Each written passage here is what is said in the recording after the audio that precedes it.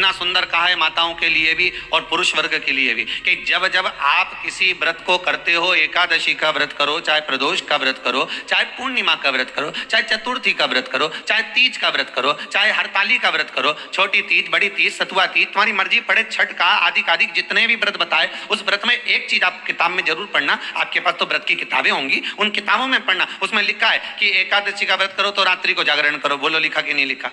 भगवान का भजन करो। प्रदोष का व्रत करो तो प्रदोष के दिन जागरण करो। पूर्णिमा का व्रत करो तो पूर्णिमा के दिन जागरण करो। हरताली का व्रत करो तो हरताली का जागरण करो। तीज का व्रत करो तो तीज का जागरण करो। क्यों लिखा कि जागरण करो? क्यों लिखा कि भगवत भजन करना है? जिस दिन तुम्हारा व्रत रहे उस दिन तुम्हें भगवत भजन करना, उस दिन रात्रि का जागरण करना। उसमें यह नहीं लिखा कि रात भर आपको भजन, उसमें तो लिख दिया जागरण करना। जागरण का मतलब क्या होता है कि भगवान की भक्ति में डूब जाना, संसार की वस्तुओं में नहीं, स्मरण करके सोना है। भले आप आधा घंटा सोएं, ये भी नहीं कहते कि पूरी रात तुम बैठ के मंजीरा बजाओ, सीताराम सीताराम करते और तुम्हारे बस का है भी नहीं रिजी जी हो, फालतू की बात हम के भी दें और तुम सोचो कि कर लो तो तुम करो भी नहीं हो, कहीं का बोल देते हो। हाँ ये जरूर है कि कहीं का महाराज बोल दे कि बस रात भर मंजीरा बजा के सीताराम कहेगी तो अंडा जरूर निकलेगा, तो तुम जरूर कर लो, फिर कर सकते हो। हम ये नहीं कहते कि तुम रात भर जागरण करो, हम तो इतना कहते हैं कि पूजन करना, एकादशी करना, प्रदोष करना, पूर्णिमा करना, या सोमवार करना, या मंगलवार करना, या बुधवार करना, या गुरुवार, शुक्रवार, शनिवार, जिस व्रत को स्त्री और पुरुष कर रहे हैं उस व्रत के दिन रात्रि के समय सोने से पहले कम से कम आधा घंटा तो भगवान का नाम ले लो। कितना घंटा? अरे बोलो तो जम के आधा घंटा बहुत। आप जिस कथा को पढ़ते हो ना, 16 सोमवार की पढ़ लो, चाहे आप प्रदोष की पढ़ लो, उसमें लिखा मिलेगा आपको। किस किसने पढ़ी है? आस्था चैनल पर जितने लोग सुन रहे हैं अपने हृदय पर हाथ रख पढ़ना कि प्रदोष की कथा अगर आपने पढ़ी होगी, एकादशी की कथा पढ़ी होगी, द्वादशी की जिस भी कथा को आपने पढ़ा होगा, सोमवार, मंगल, बुध, गुरु, शुक्र, शनि, उसमें लिखा है रात्रि का जागरण करो। जागरण हम ये नहीं कहते कि पूरी रात करो, आप तो बस केवल आधा घंटा भी कर लोगे ना तो भगवान स्वीकार कर लेगा। पर काय से करना जागरण? शरीर से नहीं, काय से करना? निर्मल मन सो मोहि पावा, मोहि छल छिद्र कपट ना भावा। मन से करिए। मंदिर में खड़े होकर भी हमको बेटा बेटी से बात करे, पत्नी पति को फोन लगाए, पति पत्नी को फोन लगाए, सास बहू को लगाए, बहू सास को लगाए, भतीजा भतीजी को लगाए, बहन भाई को लगाए, तो भी मंदिर में पूजन कर रही है और फोन आ गया तो भी कह देगी मुझे तेरी बड़ी याद आ रही हो। अब भगवान के चरणों में बैठी, भगवान की पूजन कर रही, भगवान की अर्चना कर रही, भगवान से निवेदन कर रही और फोन लगाकर दूसरे से करे कि मुझे तेरी याद आ रही, तो भगवान को कितना बुरा लगेगा? कितना बुरा लगेगा कि बेटी मेरे पास में है। अरे पति पत्नी दोनों साथ में बैठे हुए हैं और दोनों आज विचार कर कर बैठे हैं कि अपन दोनों बात करेंगे, और इतने में पत्नी ले और व्हाट्सएप खोल के बैठ जाए, मोबाइल लेके बैठ जाए, या पति मोबाइल लेकर बैठ जाए, तो पत्नी को बुरा लगेगा कि नहीं लगेगा? अरे ईमानदारी से तो बोलो, लगेगा ना। और अगर पत्नी व्हाट्सएप चला रही है, पत्नी अगर मोबाइल चला रही है तो पति को बुरा लगेगा। उसी तरह तुम परमात्मा के पास जाकर अगर बैठे हो, मेरे शंकर के पास जाकर बैठे हो, मेरे ओघड़दानी शिव के पास में जाकर बैठे हो, तो जितनी देर तुम शंकर के पास में बैठो उतनी देर तुम्हारा मोबाइल से मतलब है तुम्हारा मन कहीं और नहीं जाना चाहिए, उतनी देर तुम्हारा चित्त, तुम्हारी वृत्ति, तुम्हारा मन परमात्मा में लगा होना चाहिए। फिर देखो भगवान तुम्हारे व्रत का फल देता है कि नहीं देता, फिर देखो भगवान तुम्हें फल प्रदान करता है कि नहीं करता। फिर आप ये नहीं कहोगे कि मैंने इतने व्रत करे और भगवान ने नहीं सुने, फिर भगवान सुनेगा। भगवान कहते हैं कि व्रत तो करती है पर मन नहीं लगाती है। तो हम तो इतना कहेंगे कि अगर आपके हृदय में बेचैनी ज्यादा हो, मन ना लग रहा हो, आज ऐसा लग रहा है कि मुझे कुछ भी अच्छा नहीं लग रहा, आज आपको ऐसा महसूस हो रहा है कि कुछ बुरा होने वाला है, आज आपको ऐसा महसूस हो रहा है कि मेरा कोई अंग फड़क रहा है जिसके कारणवश मुझे कुछ कष्ट हो सकता है, आज मुझे स्वप्न अच्छे नहीं आए हैं, आज मेरी विचारधारणा ठीक नहीं लग रही है, आज मुझे कोई घात का योग बन रहा है, मेरे ऊपर कोई ग्रह बेकार चल रहा है, इसलिए आज मेरा मन नहीं लग रहा, आज मुझे बेचैनी, आज मैं इस मार्ग से जाऊंगा और मेरे साथ में घात होगी, तो निवेदन है कम से कम 10 मिनट से लेकर 15 मिनट के भीतर आप कुशा के आसन पर आराम से बैठिए और बैठकर भगवान का स्मरण करिए, नारायण का, शंकर का, राम का, कृष्ण का, जिसकी मर्जी पड़ जाए उसका स्मरण, तुम्हारे गुरु मंत्र का स्मरण कर लो, तुम्हारे गुरु का स्मरण कर लो और करो। 15 मिनट बैठकर कर लीजिए, उसके बाद आपके हृदय में जो हलचल मची हुई थी वो एकदम शांत हो जाएगी। 15 मिनट से ज्यादा मैं करना ही नहीं, तुम तो 15 मिनट करके देखो, और करके जरूर देखना कहीं सियोर वाला महाराज झूठ तो नहीं बोल रही, करके देखने में अपना क्या जाए। एक संत ने बड़ी सुंदर बात की है, बहुत सुंदर वैश्य बहुत सुंदर, अति रमणीय, बड़ी सुंदर। तो संत ने कहा कि आप कह रहे हो कि इतनी सुंदर है, पर मुझे लगता है कि मेरे त्रिकालदर्शी से ज्यादा सुंदर नहीं हो सकता। संत ने कहा चलो हम भी चलकर देख लेते, पर हम उसके घर के अंदर प्रवेश नहीं करेंगे। बुलाओ उसको बाहर। वैश्या को बाहर बुलाया गया। जैसे ही बाहर बुलाया, संत ने कहा तुम इसकी बात कर रहे हो, इसकी बात कर रहे हो कि ये इतनी सुंदर है। संत ने कहा व्यक्ति कितना भी सुंदर हो, चाहे उसके चेहरे पे हीरे लटक रहे। संत बोला पर इसकी जो परछाई है वो तो काली ही है। संत बोले इसकी परछाई गोरी है क्या? आप लोगों में से जितने भी हैं जो रोज दर्पण देखते हैं, चौटी भी करते हैं, बढ़िया सुंदर श्रृंगार भी करते हैं, 50 बार विचार भी करते हैं कि मैं कितनी सुंदर, क्या जोरदार लग रही है, लहंगा ने, चोली ने, चुंदड़ी सब पहनी, ये सुंदर दिखे। पर अभिमान किस चीज का करें? अगर सुंदरता का अभिमान आए तो एक बार चलते हुए रास्ते में अपनी परछाई जरूर देख लेना कि आप कितने भी सुंदर हो, पर परछाई काली है। उसी तरह संसार की जितनी वस्तुएं हमको प्राप्त हो रही है, संसार की जितनी वस्तुएं हमको मिल रही है, संसार के जितने लोग हमको मिल रहे हैं, ये सुंदर बड़े होंगे। फ्रिज भी सुंदर है, वॉशिंग मशीन भी सुंदर है, एसी का रूम भी सुंदर है, डनलप का गद्दा भी सुंदर है, ये सोने की रकम भी सुंदर है, ये हाथ में पहनने वाले आभूषण भी सुंदर हैं, गले में धारण करने वाले सारे आभूषण भी सुंदर हैं, सब कुछ सुंदर है। पर ये सुंदरता के साथ में इसकी परछाई भी तो देखो कि ये काली है कि नहीं।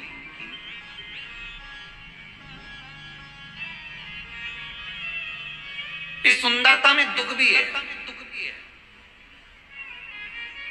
इसमें कालोच भी है, इसमें परछाई भी है।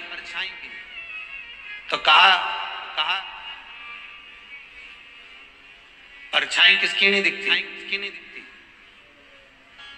एक समय, एक पल, एक घड़ी, एक क्षण प्रतिदिन हर मनुष्य को प्राप्त होता है जिस समय पर मनुष्य की परछाई नहीं दिखती।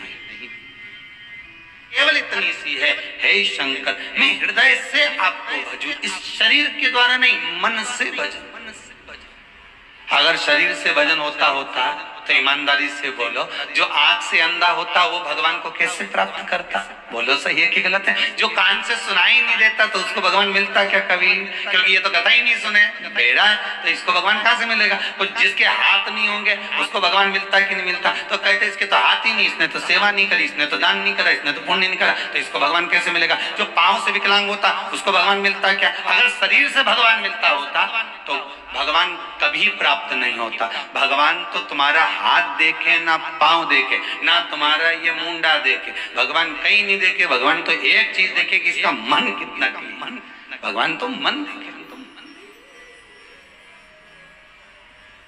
अब तुम भले खजूर वाली बनाओ, चाहे से वो बक्कल लगाओ, भगवान के कोई फर्क नहीं पड़े तुम्हारा वो खजूर से, भगवान के कोई नहीं फर्क पड़े तुम्हारा वो बक्कल। भगवान तो के बक्कल की जगह अक्कल हो तो बात दूसरी, बाकी भगवान के ये मतलब नहीं कि तुम्हारा बक्कल क्या है, खजूर क्या है। भगवान तो केवल देखे निर्मल मन सोई सो मोहि पावा, मोहि छल चित कपट ना भावा। मुझे मन चाहिए थे, मन चाहिए, और हम भगवान को सब कुछ दे देते हैं। ऐसा संसार का कोई मानव नहीं जो भगवान को नहीं देता। कि तिरुपति गए थे, क्या देकर आए? तो क्या हम बाल दिया, देखे आए कि नहीं आए? अरे बोलो तो सही, गए थे दिया है, ठीक है, ठीक है। तो किसी ने पूछा किसको देकर आए? जमके तो बोलो जरा, किसको दिया? तो कि भगवान के दिया। अच्छा,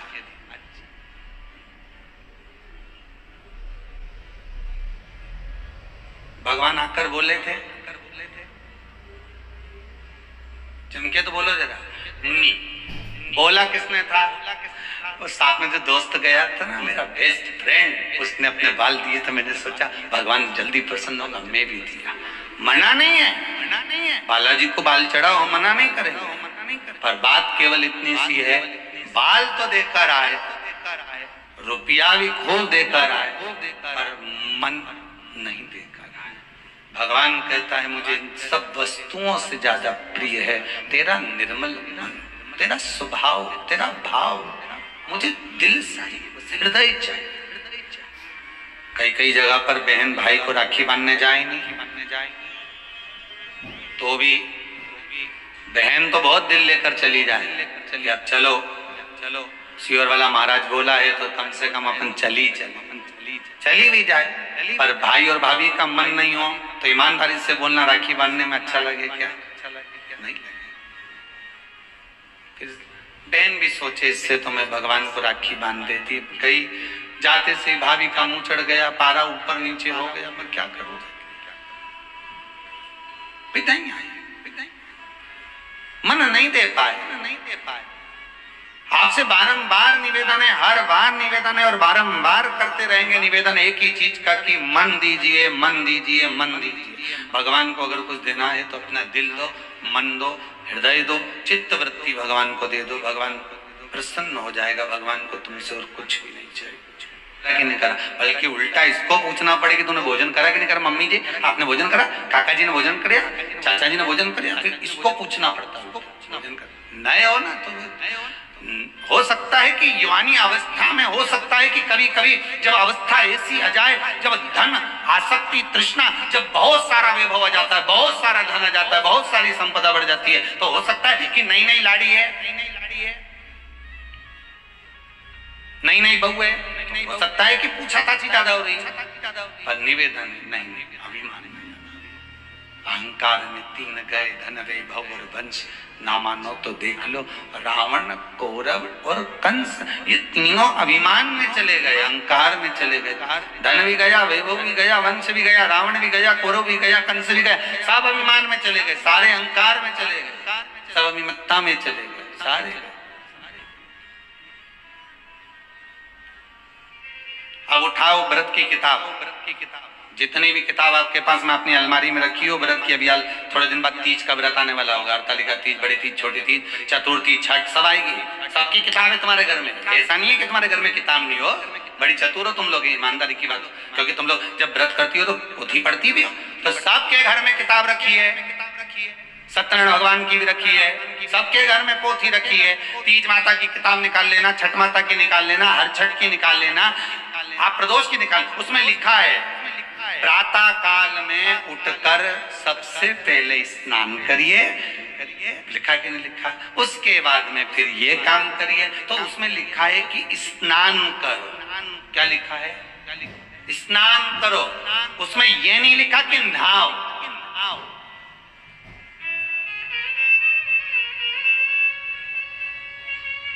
उसमें नहाने का नहीं लिखा, उसमें लिखा स्नान करिए। नहाने और स्नान में अंतर है। नहाने के लिए लोग बाथरूम में जाते हैं, नहाने के लिए लोग गंगा, यमुना, सरस्वती, सरयू आदि अन्य नदियों में जाते हैं। खूब साबुन लगाया, शैम्पू भी लगाया, खूब जोरदार फेस वॉश भी लगाया, खूब नहाया। तो इसमें किताब में जो लिखा, तुम्हारे घर में भी जो किताब उसमें पढ़ना, उसमें लिखा स्नान करिए सबसे पहले। तो स्नान और नहाने में अंतर है। नहाने का मतलब है कि बाथरूम में गए, सर्फ साबुन लगाया, नहा लिए। नहाने से केवल शरीर साफ होगा, और स्नान का मतलब होता है कि किसी सदगुरु के पास बैठकर, भगवान के सामने बैठकर, एक आसन कुशा का लगाकर उस पर बैठकर भगवान का भजन कर लेना, मतलब स्नान हो गया। या शरीर साफ नहीं करना, या मन साफ करना, आत्मा निर्मल करना।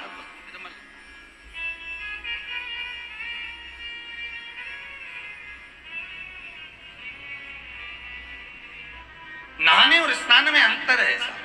गए, बाल्टी में पानी भरा और शरीर पर डाल लिया, साबुन लगा लिया, ये केवल नहाना है, केवल नहाना। स्नान करिए। प्रदोष व्रत के अंदर लिखा हुआ है, व्रत करने वाले को ब्रह्म मुहूर्त में, प्रातः के समय में स्नान करना चाहिए। जिसके यहाँ किताब होगी पढ़ लेना, ठीक है? स्नान करना चाहिए। फिर स्नान के बाद फिर कहा, फिर भगवान का उपासना करो, कुशा का आसन लगाओ, बैठो। कुशा जानते हो सब लोग? जितने लोग आस्था चैनल पर कथा सुन रहे, कुशा जानते कि नहीं जानते? जाप, कुशा, कुशा का आसन।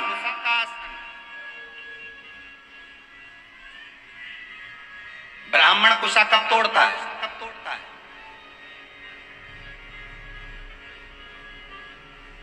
ये कुशा कब तोड़ी जाती है? केवल अमावस्या को, केवल अमावस्या। अन्य अमावस्या पर तोड़ेगा तो 1 महीने तक चलेगा।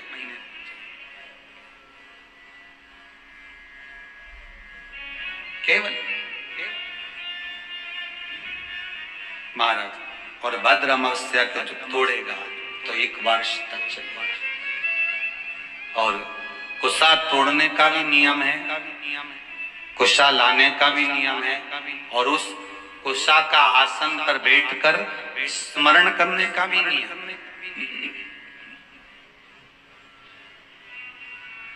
कुशा का आसन पर बैठने का भी नियम है।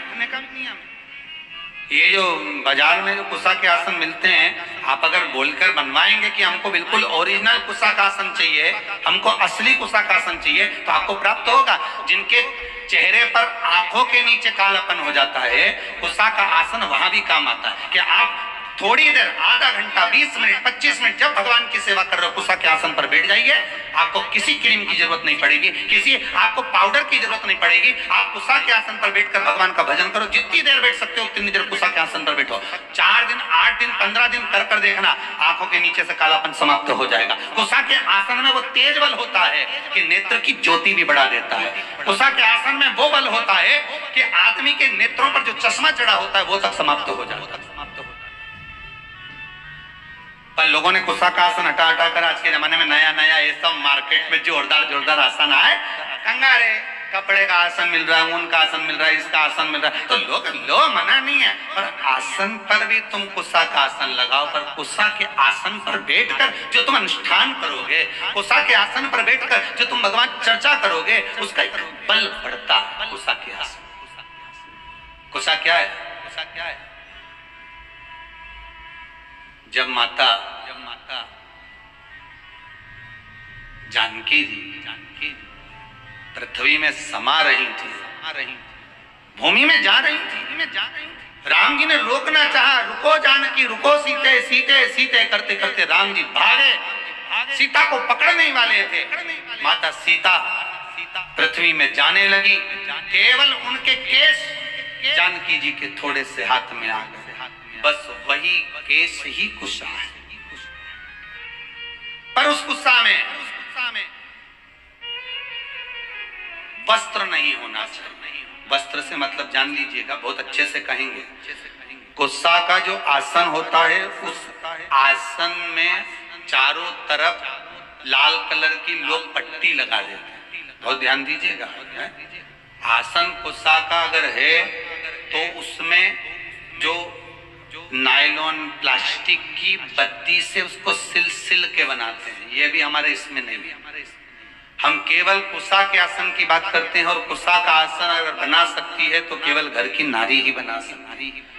घर की नारी कैसे बनाएगी? उसको धागे से सिलती जाए, धागे से सिलेगी, आसन तैयार कर लेगी, और उसमें कोई प्लास्टिक नहीं होगा, उसमें कोई पॉलीथीन नहीं लगी होगी, उसमें कोई पन्नी नहीं लगी होगी, केवल उसमें धागा लगा हुआ होगा, धागा, और उसमें कोई किनारी नहीं। जब तक चले चले फिर उसको सिल लीजिए। पर आसन कुशा का हो जो केवल आपकी भक्ति के लिए, उसको थोड़ी देर बाद आप उठा कर रख दो, बैठे हो जब तक बैठो, उसके बाद उठा दो, उसको लपेट कर रख दीजिए। और होता है कहीं कहीं आपने दर्शन करा होगा, बिना किन्नौर का भी आसन आता है। आप लोगों को तो ज्यादा मालूम होगा क्योंकि आप लोग मार्केट ज्यादा घूमते रहते हो, तो बड़े बड़े मॉलों में जाते रहते हो, तो आप लोगों को ज्यादा मालूम होगा कि कुशा का जो आसन होता है, उस कुशा के आसन की महत्वता को अगर व्यक्ति जानता है तो वो कुशा के आसन पर बैठकर भगवत भजन करेगा।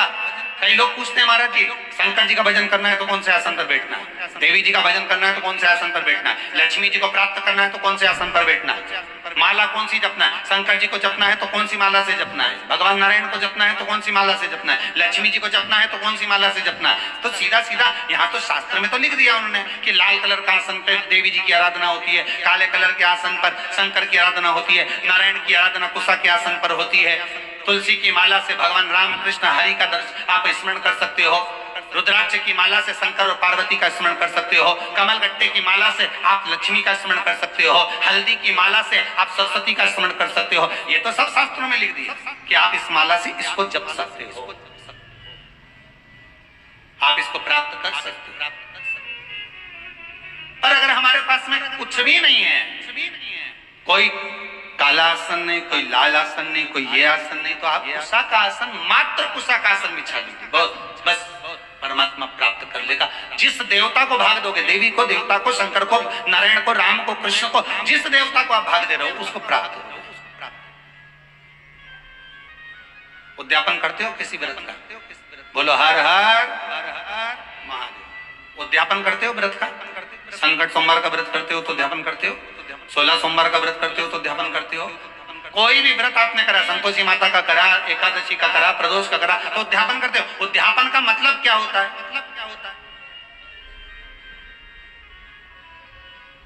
जल्दी बोलते जाओ, जितने लोग आस्था चैनल पर कथा सुन रहे हैं, उद्यापन का मतलब क्या होता है? अगर आपसे कोई पूछेगा तो कहोगे कि जो व्रत करा उसका समापन करना, ठीक है? समापन करना मतलब कोई धार्मिक कार्य कर देना, हवन कर देना, पूजन कर देना, अभिषेक कर देना, मतलब उद्यापन हो। अभी सावन के महीने में लोगों ने अभिषेक करा तो उद्यापन करा होगा कि हमने इतने 1 महीने तक भगवान शंकर का अभिषेक करा, हमें उद्यापन करना, हवन करवा दिया, पूजन करवा दिया, हो गया उद्यापन। उद्यापन का मतलब क्या होता है? उद्यापन का महत्व क्या है? केवल कार्यक्रम जो एकादशी करी थी उसका उद्यापन कर दिया, चतुर्थी करी उसका उद्यापन कर दिया, चौथ माता का उद्यापन कर दिया, छठ माता का उद्यापन कर दिया, तीज माता का उद्यापन कर दिया, हमने ये वाली माता जी का उद्यापन। उद्यापन का मतलब है क्या? पंडित जी से पूछो, तो कहेंगे उद्यापन कराना है महाराज जी, तो कहे आप ये सामान लिया उद्यापन हो जाए। उद्यापन होगा, सामान भी लाना पड़ेगा, पूजन भी होगा, हवन भी होगा, यज्ञ भी होगा, अनुष्ठान भी होगा, ब्राह्मण आएगा भी, पूजन भी कराएगा। पर उद्यापन का मतलब क्या? उसका महत्व क्या है? पशुपतिनाथ का व्रत करो तो उद्यापन में 1 श्रीफल, 108 कोई भी दाने और 11 रुपए शंकर जी को समर्पित कर दो, उद्यापन हो गया। उद्यापन का मतलब क्या है? हमने व्रत को पूर्ण कर दिया, इसका मतलब उद्यापन हो गया। अभी ये बड़े बड़े जो तीज होते हैं, चतुर्थी आती है, कई माताएं उद्यापन करती है चतुर्थी का। हमारे यहाँ तो बहुत होता है, कई माताएं महिला मंडलों इकट्ठे हो के उद्यापन करती है। एक महिला मंडल ये इतने उद्यापन करेगी, फिर वो 16 उनको बुलाएगी, फिर 16। उद्यापन का मतलब है क्या? अगर कोई आपसे पूछ ले, कभी अनायास आपके बच्चे पूछ सकते हैं, मम्मी उद्यापन का मतलब, तो क्या जो अपन ने व्रत करा उसका समापन, तो उसका समापन तो वैसे ही हो जाता है, उद्यापन करने की क्या जरूरत है? समापन का मतलब क्या होता है कि तुम एकादशी करते करते करते करते आओ, 26 एकादशी पूरी हो जाए, 27 पे छोड़ दो, हो गया उद्यापन। फिर तो उद्यापन का मतलब ये होता है, उद्यापन की महत्वता ये होती है कि आपने जो व्रत करा, इतने समय से आप एकादशी कर रहे हो, प्रदोष कर रहे हो, 16 सोमवार कर रहे हो, सोमवार का व्रत कर रहे हो, चतुर्थी का व्रत कर रहे हो, छठ का व्रत कर रहे हो, पंचमी का व्रत कर रहे हो, तीज का व्रत कर रहे हो, जो भी व्रत आप कर रहे हो उसका उद्यापन का मतलब होता है कि जो हमने व्रत करा, ये व्रत हमारा अभी इधर उधर घूमता रहा, ठीक है? और अच्छी भाषा में समझ लो इसको, सरल से समझ लो, मतलब लड़की लड़का जब तक कुंवारा रे तब तक ढेर सारा छोरा छोरी उन्हें देखने आता है, समझ गए? और ब्याह हो जाए फिर कोई देखने आए क्या? अरे बोलो तो जम के, नहीं आए नहीं। अगर छोरा छोरी को ब्याह हो जाए, लड़का लड़की का ब्याह हो गया, फिर तुम्हारे यहाँ कोई खबर आए क्या कि साहब छोरी के लिए हम लड़का भेज रहे हैं, तो कोई खबर करेगा? नहीं। ना जाने कहां से सूचना मिल जाती है कि उनकी छोरी का ब्याह हो गया, फिर संबंध भी नहीं आते, अपने आप कहना ही नहीं पड़े, सबके सूचना मिल गई। भले तुमने ये कोरोना में लॉकडाउन में शादी कर दी, भले तुम 40 आदमी को बुला के ब्याह कर दिए, पर सबको सूचना मिल गई। ना छोरे वालों के यहाँ से खबर आ रही छोरी के लिए, ना छोरी वालों के यहाँ से खबर आ रही छोरे के लिए। साहब लड़का देखने आ रहे हैं या लड़की देखने ही नहीं, साहब कोई बोलेगा ही नहीं, क्योंकि अब तो सबको मालूम पड़ गया कि अब किसी ने खबर करी नहीं, किसी ने बोला नहीं। इसके बाद भी तुम्हारे सारे, तुम रह रही देवास में, इंदौर, मऊ, उज्जैन, सब दूर खबर हो गई, तो बताया किसने इनके कि हमारी छोरी की शादी हो गई, हमारा छोरा की शादी हो गई? बताया किसने? तो सूचना मिल गई। अब कोई नहीं देखने आएगा। अब छोरी जब से भटक रही, छोरा जब से भटक रहा, शादी नहीं हो रही, नहीं हो रही, नहीं हो रही, अब हो गई।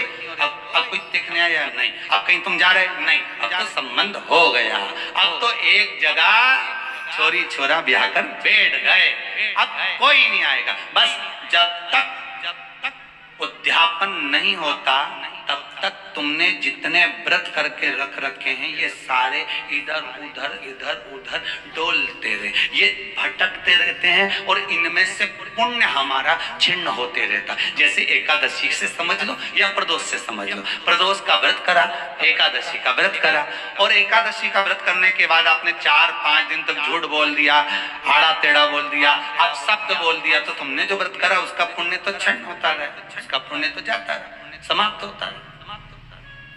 और अगर आपने उद्यापन कर दिया तो अब वो पुण्य समाप्त होगा क्या? अरे बोलो जम के, अरे नहीं।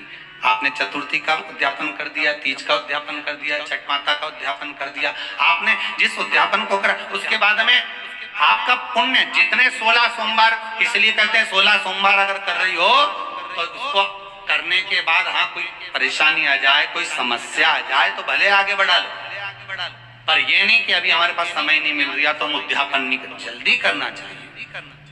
जितना जल्दी बन सके उतना उद्यापन एक बार का कर लो। जैसे ही प्रदोष 11 हो जाए, 26 हो जाए, 26 प्रदोष होने के बाद एक बार मन में कर लेना चाहिए कि एक बार का मेरे को उद्यापन करना है।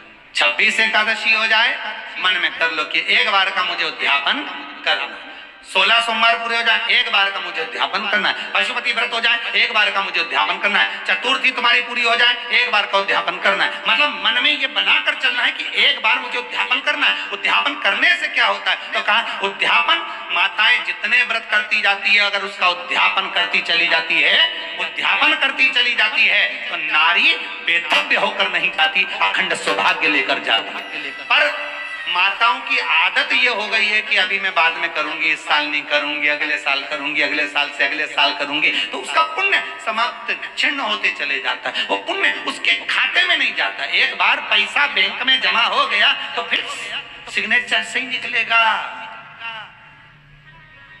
एक बार पुण्य करने के बाद, एकादशी करने के बाद, प्रदोष करने के बाद, चतुर्थी करने के बाद, जब तुम्हारी पूर्ण तरह से 26 एकादशी हो जाए, 26 प्रदोष हो जाए, तो एक बार व्रत का उद्यापन जरूर करो, जिससे ये 26 प्रदोष मेरे खाते में लिखी हुई पड़ी रहे। फिर मुझे जब जरूरत पड़े तो तब खाते में से निकालो और दे दो।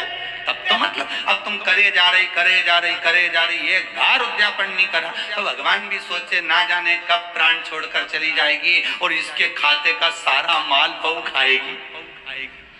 सीधी बात है, जितनी छोड़कर जाओगे घर में, जो घर में छोड़कर गए हो तो दूसरा ही खाएगा ना। और तुम्हारे खाते का तो तुम्हारे सिग्नेचर के बगैर किसी को नहीं मिले। कई लोग तो मर के चले गए और जाने के बाद जो ये बीमा करवाया था, जो सामान पैसा इतना इधर उधर पड़ा था, तो उसके खाते भैया उसके सिग्नेचर दिखाओ, उसका कागज दिखाओ, मरने का सर्टिफिकेट दिखाओ जाके कि ये मर गया है, तो फिर हम पैसा देंगे ना। तो काय तो कागज चाहिए, सील ठप्पा चाहिए। भगवान भी कहेगा नीचे तूने एकादशी तो खूब करी, नीचे तूने प्रदोष तो खूब करा, चतुर्थी भी करी, तीज भी करी, छठ भी करी, सारे व्रत तूने करे, सोमवार मंगल बुध गुरु शुक्र शनि सारे करे, उद्यापन कौन से का करा? अब उद्यापन करने के बाद जो तू 26 कर आया, 11 कर आया, उसका खाते में तेरे पड़ा हुआ है। जब तू जाएगी तेरे खाते में लिखा हुआ मिलेगा कि मैंने 26 प्रदोष करी थी, तो उसका पुण्य मेरे सामने आया। और तूने ताली बजाई, जैसे राजा महाराजा ताली नहीं बजाए, दासी दौड़ के आ जाए, बस तू वहां जाके ऐसी ताली 3 बार बजा देना, हर हर महादेव के क्या ने प्रदोष सामने, ने एकादशी सामने, वो तो सामने, और फिर वो प्रदोष माता को फिर प्रदोष पूछेगी, भगवान शंकर के गण पूछेंगे, तुमने ताली बजाई, हुजूर बोलिए क्या, बस ये मेरे को नरक ले जा रहे हैं, 94 तरह का नरक में डालने की बात कर, मेरे को, मैं कौन समझ जा, बस मेरे को नरक में डालने की बात। अब बोलो, तो प्रदोष तुरंत सामने आके खड़ी हो गई, क्या बात करते हो साहब, इनने 11 है प्रदोष का व्रत करा है, इनने 26 प्रदोष करी, तो कि करी तो खूब सारी, पर इसने उद्यापन एक का भी नहीं करा, तो भले नहीं करा पर व्रत तो कि सील रजिस्ट्री होगी प्लाट पे, तो मकान बनाने में दिक्कत नहीं आएगी, कब्जे की जगह पे अगर मकान बना होगा तो कभी भी सरकार खाली करा दे, तो सील लगवाओ, उद्यापन की धप्पा लगना चाहिए, हमने इतना हमारा खाते का। या तो लोग भागवत जी कराते हैं तो भी उद्यापन करते हैं, बोलो होता कि नहीं होता, 7 दिन की भागवत के बाद हवन होता है, बोलो तो होता है ना। शिव महापुराण के उद्यापन में शिव पुराण पूरी होती है तो अभिषेक होता है, रोज भी होता है, और आखिर दिन बड़ा अभिषेक हो जाता है, उद्यापन तो है। भागवत पूरी होए तो लोग भंडारा करें, पुराण पूरी हो तो भी लोग प्रसाद पाए, तो ये एक उद्यापन का महत्व हर जगह कि इसका पुण्य इनके खाते में जाना चाहिए, उनके खाते में,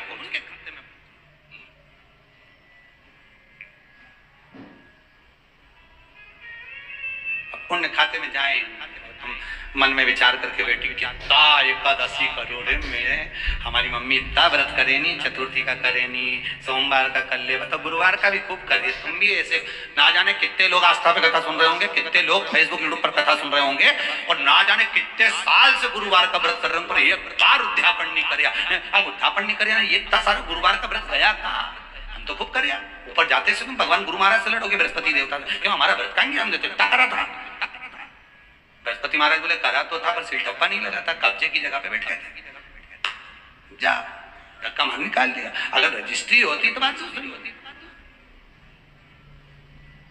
हाँ अगर रजिस्ट्री होती तो बात दूसरी होती, कब जाकर कर बैठे नहीं हो,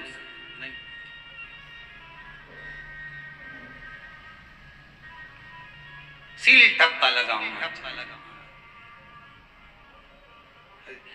इस जमीन और जायदाद की रजिस्ट्री के चक्कर में मत पड़ना बिल्कुल भी, जो जरूरत की रजिस्ट्री है वो तो आज तक नहीं करवा पाए हो, कब से सोमवार का व्रत कर रहे हो रे, जब तो शादी नहीं हुई थी तुम्हारी तब से कर रही हो, अभी तक कर रही हो, हमारे तो जब से नहीं छोड़ा मैंने, जब बात करे ना माता इतनी जोरदार बात करे नहीं, ये आंवला का पेड़ के नीचे कभी कभी बैठ ही जाए कुबेरेश्वर धाम में आके, और जब शाम का समय बैठे नहीं तो जब बात करेंगे बात सुनना, हम तो कब से व्रत कर रही, मैं तो सोमवार का व्रत मैंने तो कब से पकड़िया, नहीं तूने सोमवार के तो पकड़िया पर महादेव ने तुझे नहीं पकड़िया, सोमवार तो तुमने पकड़िया,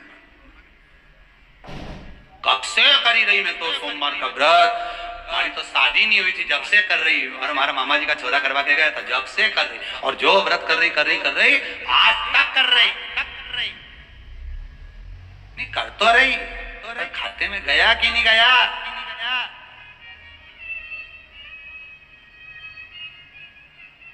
चेक तो करो कि तुमने जो विठले सेवा समिति को जो दक्षिणा दान दी है, मंदिर के लिए, गौशाला के लिए, वृद्धाश्रम के लिए, भोजन भंडारे के लिए तुमने अमाउंट डलवाया है, वो सही जगह पहुंचा कि नहीं पहुंचा, पहले पूछो तो फोन लगा के ऑफिस में, क्यों महाराज जी आ गया कि नहीं आया, तब वो चेक करे तो फिर मैसेज करे तुम्हारे पास में, यहाँ पहुंच गया, रसीद आ गई, यहाँ पहुंच गया, तो बात अब मालूम पड़े तुमने डाल दिया और तुमने सोमवार का व्रत कर लिया और वो खाते में नहीं जुड़िया, तो मतलब क्या हुआ उसका थोड़ा तो फल तुम्हारे खाते में जाएगी। जीजियों कितनी मेहनत से करो रही तुम लोग, ईमानदारी की बात, कितनी मेहनत कर, ये भाई लोग शनिवार का व्रत कितनी मेहनत से करें, इनसे भूखा नहीं रिवाज तो भी दुकान निकाल के मूंगफली का दाना खजा पर व्रत तो करे, भले वो किराना की दुकान में सामान निकाल के खजा पर व्रत तो करे, मखाना निकाल ले, कभी बादाम निकाल ले, और लोग ग्राहक भी पूछे आज सेठ जी क्या भूख ज्यादा लग रही है, आज हमारा व्रत है, काहे का, शनिवार है, इतना में तो ग्राहक भी बोल जाए तुम्हें व्रत की क्या जरूरत है, तुम शनि से कम हो क्या,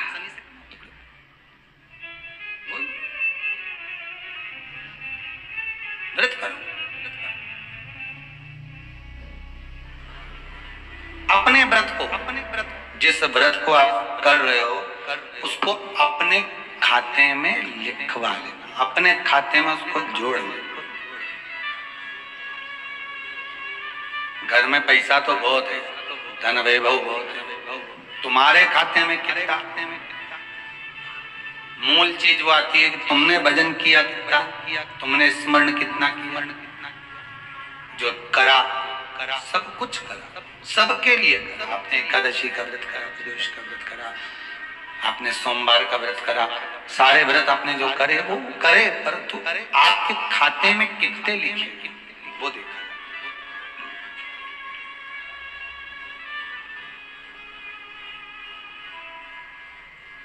वैसे तो मुझे उम्मीद है, हमको इस व्यासपीठ से तो उम्मीद है कि आप लोगों ने सबने जितने व्रत आप करती हो तो अध्यापन जरूर करे होंगे। वैसे तो सब लोग जो समझदार हैं वो तो करते ही करते हैं, उनको तो मालूम नहीं होगा। पर अगर रह गए हो, नहीं कर रहे हो, तो प्रयास करिएगा। जो भी आप व्रत 26 व्रत कोई से भी आपके जैसे पूरे अधिक मास के हर महीने के जब व्रत पूर्ण हो जाए तो प्रयास करा करो कि हम जो है रिटर्न प्रयास करा करो कि हम व्रत का उद्यापन अवश्य करें। उद्यापन मूल है। व्रत की एक एक बात को हमको समझना है, व्रत की एक एक चरित्र को हमको ध्यान करना है। प्रदोष की कथा में लिखा है, त्रयोदशी व्रत की कथा में लिखा है, प्रदोष की व्रत की कथा में लिखा है कि सुबह ब्रह्म मुहूर्त में उठो, स्नान करो। ठीक है, केवल प्रदोष से मतलब नहीं है। एकादशी का अगर व्रत कर रहे हो तो उसमें भी वर्णन है, ब्रह्म मुहूर्त में उठो, स्नान करो। ठीक है। दूसरा, आसन लगाओ स्नान करने के बाद, काय का अभी बताया था, जम के बोलो कुशा का। 5 चीजों के लिए कुशा का आसन सर्वश्रेष्ठ है। 5 बीमारियों, 5 रोगों के लिए कुशा का आसन सर्वश्रेष्ठ। पहला नेत्र की बीमारियों के लिए कुशा का आसन श्रेष्ठ। एक प्रयास और करिएगा, जिस समय पर किसी की आंखें आ जाए, आंखें आना मालूम है ना, आंखें आने का मतलब ये नहीं होता कि 2 की जगह 4 आ जाएंगे। नहीं तो तुम कह दो कि गुरुजी बोले कि आंखें आ जाए तो और अलग से एक्स्ट्रा आएगी हो। नहीं तो दुनिया के लोग बड़े जरा समझदार ज्यादा है ना, तो उनको जरा एक एक चीज समझ लेना चाहिए। नहीं तो तुम वही फिर वही वाली बात आ जाएगी, काली मिर्च, फिर वही बात आ जाएगी। आंखें आने का मतलब ये नहीं होता कि 2 आंख की जगह और 4 आंख आ जाए।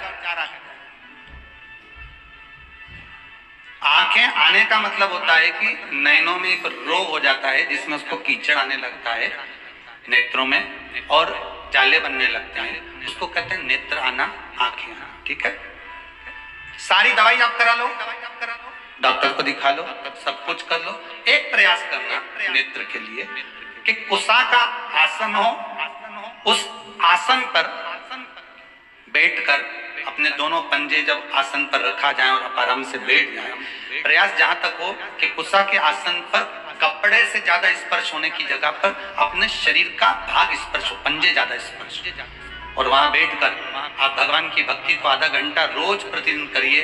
2 दिन 2.5 दिन, बस 2 दिन भी कर लिया, 2.5 दिन भी कर लिया, 3 दिन भी कर लिया, नेत्रों से जो नेत्र आना है, भले तुमने दवाई डाली ना डाली, पर वो रोग धीरे धीरे 2 दिन के अंदर समाप्ति पर जाए।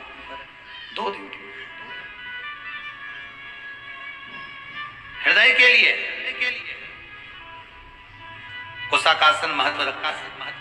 जिसको डॉक्टर ने कह दिया कि तुम्हारी नाड़ी ब्लॉक हो चुकी है, बाईपास करवाना पड़ेगा, तुम्हारी नाड़ियां चोक हो गई है, और अगर डॉक्टर कहे कि तुम्हारे पास में 22 दिन है, 25 दिन है, 1 महीना है, और तुम इसके बाद में आकर अपना बाईपास करवा लेना, बाईपास सर्जरी करवा लेना, या आपकी नाड़ियां जो चोक हो गई है वहां पर हम रिंग डाल देंगे, छल्ला डाल देंगे और वो उसको क्लियर कर देंगे। होता है कि नहीं होता? कहते हैं डॉक्टर, कईयों को कह देते हैं कि नस चोक हो गई, नाड़ी चोक हो गई, उसके लिए, जिसको हृदय का रोग हो जाता है, जिसकी नाड़ियां चौक हो जाती हैं, डॉक्टर कहे बाईपास कराना पड़ेगा, और 20 दिन अगर डॉक्टर दे दे तो उसमें से 5 दिन आप कुसा के आसन पर बैठो। 5 दिन तक प्रयास करना कि कुसा के आसन पर जितना प्रयोग कर सको। अगर कहीं बैठे भी हो कुसा के आसन पर, कहीं आप सोफे पर बैठे हो, गादी पर बैठे हो, पलंग पर, जहां बैठे हो वहां उस कुसा को बिछा लो थोड़ी देर।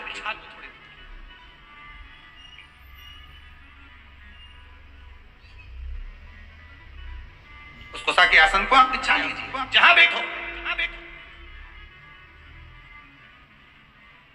वो तो लोगों को थोड़ी सी शर्म आती है, नहीं तो हम तो कहने में पीछे नहीं हटेंगे कि आपके यहाँ जितने सोफे लगे हैं ना, हम तो कहेंगे उसकी जगह ये जो तुम लोग वो बिछाते हो ना सोफा का सेट, सोफा का सेट नहीं है, उसके ऊपर कपड़ा बिछाते, क्या बोलते हैं उसको, सोफा का कवर।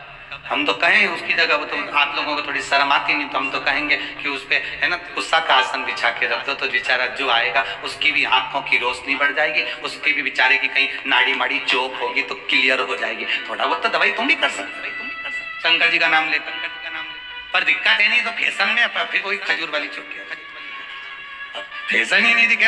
इतना जोरदार जोरदार मार्केट में क्या जोरदार जोरदार सोफा का कवर आवे, कितना जोरदार जोरदार सामान आवे, अब तुम उसको देखें कि इसको बिछाएं। अब सीवर वाला महाराज के कहने में चले तो आसन बिछा दे, तो मतलब लोग क्या कहेंगे बताओ, क्या कहेंगे। आसन कुसा का आसन तो लोग फैशन में हटा दिए। अब तो पहले लोग पूजन करने बैठते तो कुसा का आसन लगा देते, आजकल तो कपड़े का आसन, ऊन वाला आसन, ये सब जोरदार जोरदार गद्दे वाले आसन, कढ़ाई वाला आसन, जब जाए कहीं से दुकान पे से ऐसा ऐसा आसन लाए कि उसको बिछा दिया। अब फैशन में बिछे, दूल्हा दुल्हन के नीचे पहले कुसा का आसन बिछा के शादी फेरे पड़ा। अब आज के जमाने में तो इतनी बड़ी कुर्सी है उनकी भी जोरदार, उस पर बिठा, वो भी पूरा लहंगा महंगा नहीं खिलाए।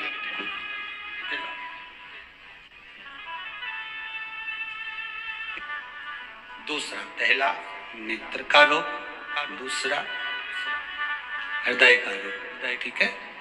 तीसरा शरीर की चर्म रोग, चमड़ी का रोग। जब चमड़ी कहीं से कालेपन पर आ गई, कहीं झुर्रियां पड़ने लगी, चेहरे के नीचे, नेत्र के नीचे थोड़ा सा कालापन अगर आ गया, तो फिर कुसा के आसन का प्रयास करिए, कुसा के आसन पर बैठना प्रारंभ करिए। तीसरा चर्म।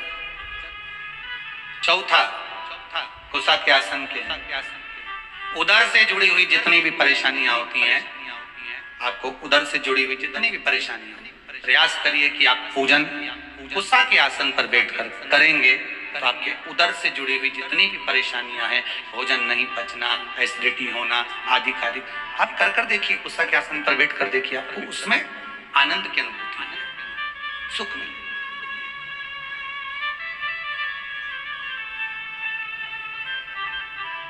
पांचवा महाराज, कुसा का आसन मस्तिष्क के दर्द को भी रोक लेता।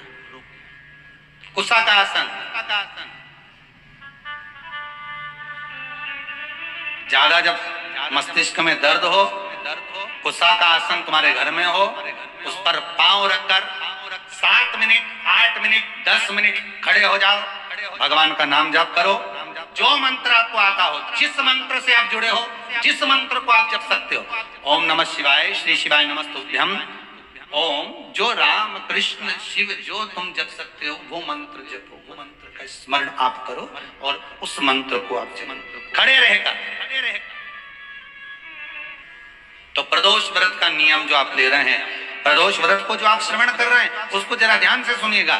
सबसे पहले स्नान ब्रह्म मुहूर्त सुबह का, उसके बाद में फिर आसन पर बैठकर भगवान की भक्ति को धारण करना, शंकर का अनुमोदन करना, शिव भक्ति में डूबे रहना, शंकर का स्मरण करना, शंकर के नाम का स्मरण करते रहना। ये प्रदोष का मूल तत्व।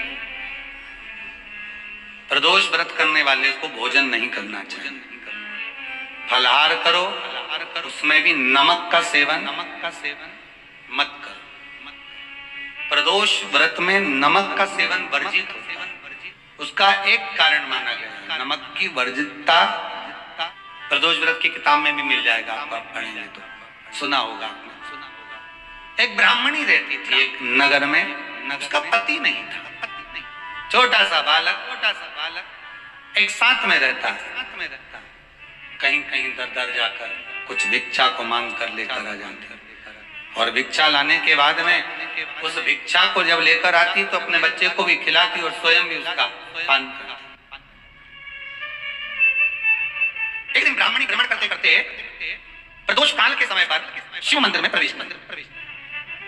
प्रदोष काल के समय, और शंकर मंदिर में जब प्रवेश करा, प्रदोष काल किसको कहते हैं? सूर्य अस्त हो रहा हो, रात्रि प्रवेश कर रही हो, दोनों का जब मिलन हो रहा हो वो प्रदोष काल कहलाता है। दोनों का जब मिलन, सूर्यास्त हो रहा है, रात्रि अपना चरण बढ़ाने के लिए आगे बढ़ रही हो, और दोनों का जब मिलन हो रहा है वो प्रदोष काल है, वो प्रदोष का समय है।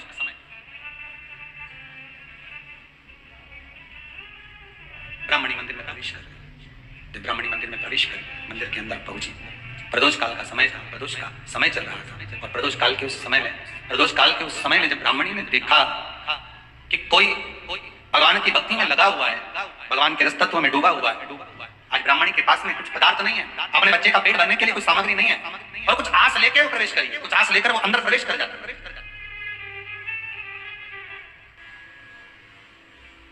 कोई ऋषि की पत्नी, कोई ब्राह्मण जन की अर्धांगिनी उस प्रदोष के समय पर शंकर का अभिषेक पूजन कर रही थी, भगवान शिव की आराधना कर रही थी, भगवान की भक्ति में डूबी हुई। बोला सब दुख काटो मारा।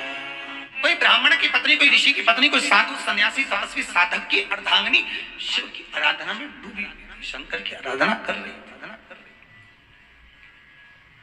जब भगवान शिव की आराधना में डूबी हुई है, आराधना कर रही है, ये कुछ पाने के लिए चाहिए, ये कुछ पाने के लिए गई, और इसके मन में आया कि मैं कुछ, मुझे भोजन का कोई पदार्थ मिल जाए, मुझे कुछ भोजन मिल जाए, और जब मुझे भोजन मिल जाएगा तो मैं जो पाऊंगी अपने बच्चे को भी पाऊंगी।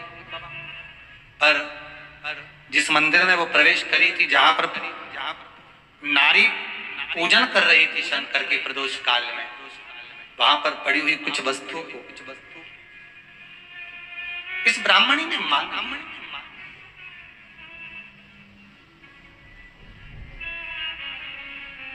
मेरे बालक को बहुत भूख लगी है, मेरा बच्चा बड़ा भूखा है, इसके भोजन के लिए थोड़ी सी सामग्री दे दीजिए, इसके भोजन के लिए थोड़ा सा कुछ रस तत्व दे दीजिए। उसने उठाया थोड़ा सा पदार्थ, कुछ जो उसके पास में था वो दिया। जब दिया तो देने के बाद जब उसे प्राप्त हुआ, और होने के बाद में जब वो मिल गया उसको, तो उसने उस समय पर उस पदार्थ को जैसे मुख में लिया, लेते ही कहा इसमें तो स्वाद नहीं है। घर का जो बड़ा होता है ना, घर का जो भयो होता है, घर का बुजुर्ग जो होता है, घर का जो प्रथम स्थल प्राप्त करने वाला, मेन कुर्सी पर, अच्छी जगह पर जो बैठने वाला होता है ना, ब्राह्मण कहती है वो कभी किसी वस्तु में ऐब नहीं देखता, मिनक नहीं निकालता। जब समाज के अन्नकूट होते हैं, समाज के जब अन्नकूट होते हैं महाराज, समाज के जब अन्नकूट होते हैं, बड़े बड़े समाजों में जब कार्तिक महीने में अन्नकूट महोत्सव होते हैं, बहुत सारा प्रसाद बनता है। जो बुजुर्ग होते हैं ना, बड़े समझदार लोग होते हैं ना, तो अन्नकूट की जब प्रसाद खाने बैठते हैं ना, उसमें नमक नहीं भी होता ना तो नहीं बोलते इसमें नमक नहीं। पर जो हमने डोनेशन दिया है, जब तुम आए थे समाज वाले, तो हमने 1000 का लिफाफा दिया, 500 का लिफाफा दिया, 2000 का लिफाफा दिया, और भोजन ऐसा बनवाया। एक व्यक्ति वो जो खाकर चुपचाप चले गए, और एक व्यक्ति वो जिसने प्रसाद पर उंगली उठाई। इन दोनों को अन्नकूट की तारीख पे इनका नाम लिख लो, और अगला अन्नकूट आए तब दोनों की दशा देखो। एक जो चुपचाप खाकर चले गया, भगवान के प्रसाद को प्रसाद मानकर, प्रभु का दर्शन मानकर लेकर चले गया, वो उन्नति की सीढ़ी पर चढ़ता चले गया, और जो मिनक निकालता रहा वो साल भर खटर पटर की जिंदगी जीता रहा। साल भर उसने केवल खटर पटर ही करा, वर्ष भर उसने कुछ करा ही, पूरी वर्ष उसने केवल खटर पटर ही करा, उसके सिवाय वो कुछ नहीं कर रहा है। उठा पटक का जीवन जीता रहा, ये लाया वो पटका उठाया, वो पटका बुलाया, वो पटका बुलाया, वो पटका, बस यही जीवन वो जीता, यही जिंदगी वो जी रहा, जिंदगी को जी रहा।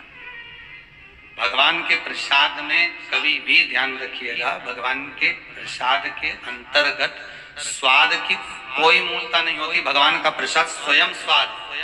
भगवान के प्रसाद में नमक नहीं देखना, मिर्ची नहीं देखना, भगवान के प्रसाद में शक्कर नहीं देखना, भगवान के प्रसाद में कुछ ये नहीं देखना कि कितना माल डाला, कितना घी, कितना बादाम, कितना काजू, कितना इलायची डाला। हाँ, यहां तक शास्त्र कहता है कि भगवान का प्रसाद अगर बन रहा है तो उसकी सुगंध भी नहीं ली जाती है महाराज। यहां तक शास्त्र, जब तक भगवान उसको पानी ले तब तक उसका सुगंध भी नहीं। और कई कई जगह तो भगवान को प्रसाद अगर सूखा सामान हाथ में आ गया, इलायची कैसी है, मंदिर के अंदर जाने वाली है भगवान को डालने के लिए, लाओ यार किसकी दुकान से आई इलायची, बताओ इलायची तो 25 बार सूंघा, हाँ हाँ अच्छी है, अब सूंघ लिया तो भगवान इसको स्वीकार करेगा क्या? अरे जम के तो बोलो, एक फूल तुमने बगीचे से तोड़ा और सोचा इसमें पहले मैं सूंघ लेती हूँ, इसमें स्वाद है कि नहीं, इस फूल में गंध है कि नहीं, इसमें सुगंध है कि नहीं, और फूल सूंघ लिया, उसके बाद तुम भगवान को देखो, भगवान स्वीकार करेगा नहीं? भगवान स्वीकार नहीं कर सकता।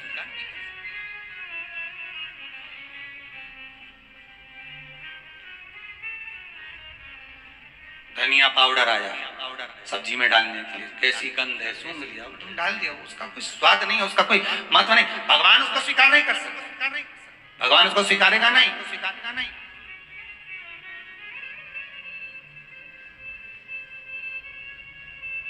कई कई घरों में तो हंडी से दाल चलाती जाए अपने हाथ में डाल के,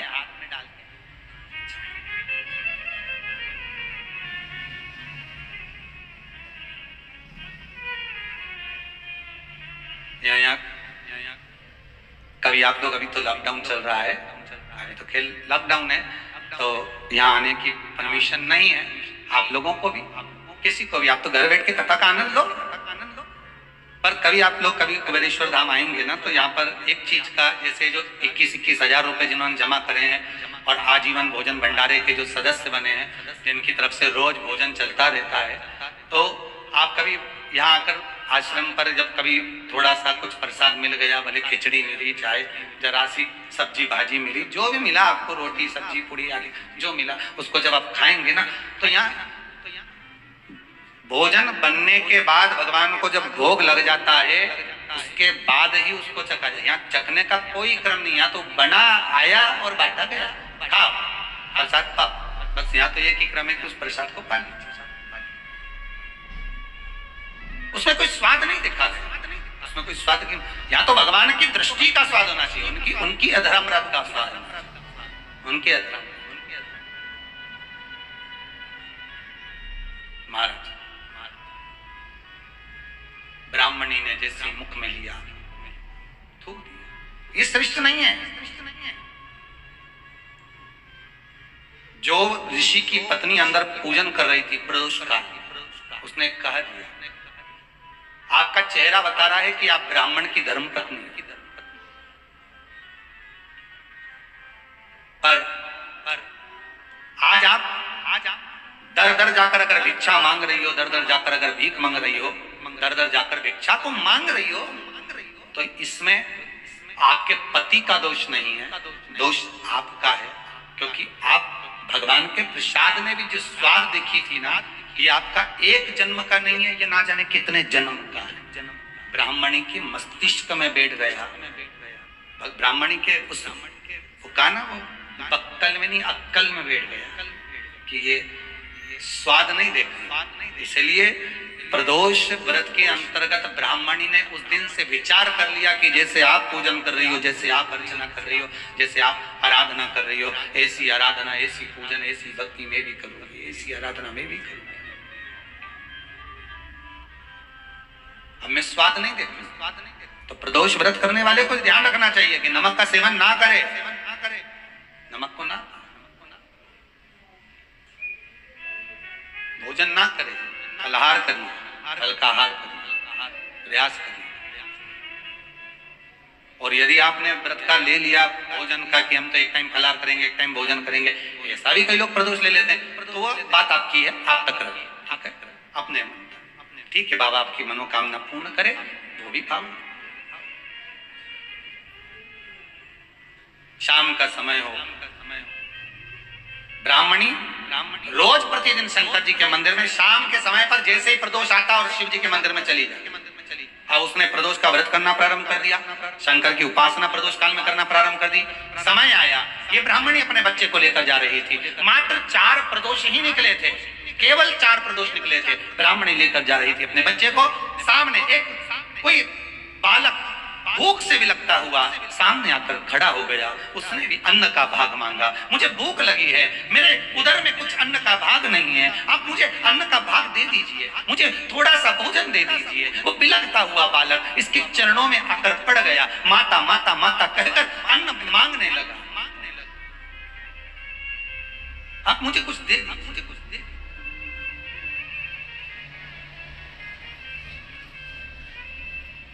माता जो प्रसाद लेकर आ रही थी, वही प्रसाद इस बालक को दिया। आपका पिता कौन है? ध्यान नहीं। माता कौन है? ध्यान नहीं। घर ले गई ब्राह्मण उस बालक को, पाल पोस कर दोनों बच्चों को बड़ा करा। बच्चा जब बड़ा हुआ, बड़ा होने पर विदर्भ राज के राज्य का युवराज था ये। इसके राज्य पर आक्रमण कर इसके माता पिता को मार दिया गया था और उपद्रवियों ने उस पर कब्जा कर लिया। जब ये बड़ा हुआ, इसको मालूम नहीं कि मैं विदर्भ राज का बेटा हूं, बस ये तो चाह रहा था जाते जाते जाते जाते विदर्भ राज में प्रवेश कर इसने जो देखा, अपने कुछ मित्रों को एकत्रित कर राज्य पर आक्रमण कर दिया। आक्रमण करा, विदर्भियों को भगा, खुद राजा बनकर बैठ। जब ये बालक राजा बनकर बैठा तो ब्राह्मणी का जो पुत्र था उसको मंत्री बना दिया।